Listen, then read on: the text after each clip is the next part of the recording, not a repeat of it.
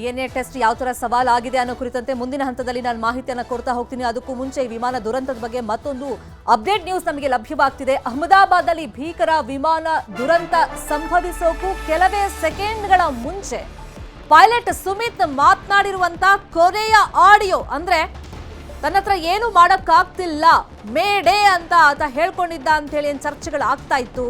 ಸಹಾಯವನ್ನ ಕೇಳಿದಂತ audio ಇದೀಗ ಪತ್ತೆಯಾಗಿದೆ. Mayday mayday ಅಂತ ಹೇಳಿ ಪೈಲಟ್ ಆ ಕ್ಷಣದಲ್ಲಿ ಕೇಳ್ಕೊಂಡಿದ್ದಾನೆ, ಸಹಾಯವನ್ನ ಅಂಗಲಾಚಿದ್ದಾನೆ. ಬ್ಲಾಕ್ ಬಾಕ್ಸ್ ನಲ್ಲಿ ರೆಕಾರ್ಡ್ ಆಗಿದೆ ಆಡಿಯೋ.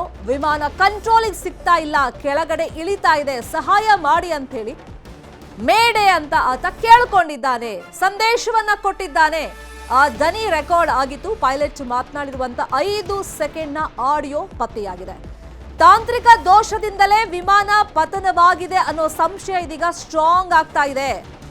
ಘಟನಾ ಸ್ಥಳದಲ್ಲಿ AAIB ಅಧಿಕಾರಿಗಳಿಂದ ತನಿಖೆ ಮುಂದುವರೆದಿದೆ. NIA ಅಧಿಕಾರಿಗಳು ಕೈ ಜೋಡಿಸಿದ್ದಾರೆ. ಅಮೆರಿಕ ಮತ್ತೆ ಬ್ರಿಟನ್ ಸಂಸ್ಥೆಗಳು ಕೂಡ ತನಿಖೆಯನ್ನ ಮಾಡ್ತಾ ಇವೆ. ಒಟ್ಟು 9 ಸಂಸ್ಥೆಗಳಿಂದ ತನಿಖೆಯನ್ನ ಮಾಡಲಾಗ್ತಾ ಇದೆ. ನಿನ್ನೆ ಬ್ಲಾಕ್ ಬಾಕ್ಸ್ ಸಿಕ್ಕಿತ್ತು, ಅದನ್ನ ಡಿಕೋಡ್ ಮಾಡುವಂತ ಕಾರ್ಯ ಆರಂಭವಾಗಿದೆ.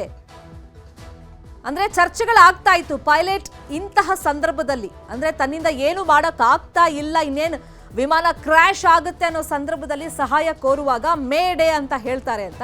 ಸೊ ಅದೇ ರೀತಿ ಆತ 5 ಸೆಕೆಂಡ್ ಸಂಭಾಷಣೆ ಮಾಡಿರುವಂತ ಧ್ವನಿ ರೆಕಾರ್ಡ್ ಆಗಿದೆ. ಸ್ಪಷ್ಟವಾಗಿ ಅದರಲ್ಲಿ ಪೈಲಟ್ ಮೇಡೇ ಮೇಡೇ ಅಂತ ಹೇಳಿದ್ದಾರೆ ಅನ್ನೋದು ಗೊತ್ತಾಗಿದೆ. ಅಂದ್ರೆ ಸಹಾಯವನ್ನ ಕೇಳಿದ್ದು. ಈ ಕಡೆಯಿಂದ ರೆಸ್ಪಾನ್ಸ್ ಹೋಗೋಷ್ಟೊತ್ತಿಗೆ ದುರಂತ ದೊಡ್ಡ ಮಟ್ಟದಲ್ಲಿ ಸಂಭವಿಸಿಬಿಟ್ಟಿತ್ತು. ಆದರೆ ಸಹಾಯ ಕೇಳಿರುವಂತ ಆಡಿಯೋ ಇದೀಗ ಸ್ಪಷ್ಟವಾಗಿ ಗೊತ್ತಾಗ್ತಾ ಇದೆ. ಆಡಿಯೋ ಪತ್ತೆಯಾಗಿದೆ. ಇನ್ನು ತಾಂತ್ರಿಕ ದೋಷದಿಂದಲೇ ಈ ವಿಮಾನ ದುರಂತ ಸಂಭವಿಸಿದೆ ಅನ್ನುವಂತ ಶಂಕೆ ತೀವ್ರವಾಗ್ತಾ ಇದೆ. ಈಗ ಅಂದ್ರೆ ಒಂದು 2-3 ಆಂಗಲ್ ಅಲ್ಲಿ ಚರ್ಚೆ ಆಗ್ತಾ ಇತ್ತು.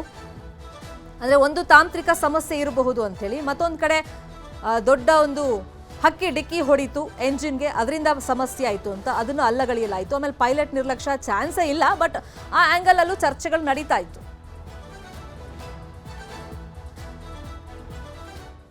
ಕನ್ನಡಿಗರ ನೆಚ್ಚಿನ ನ್ಯೂಸ್ 18 ಕನ್ನಡ ಈಗ ವಾಟ್ಸ್ಆಪ್ನಲ್ಲೂ ಲಭ್ಯ.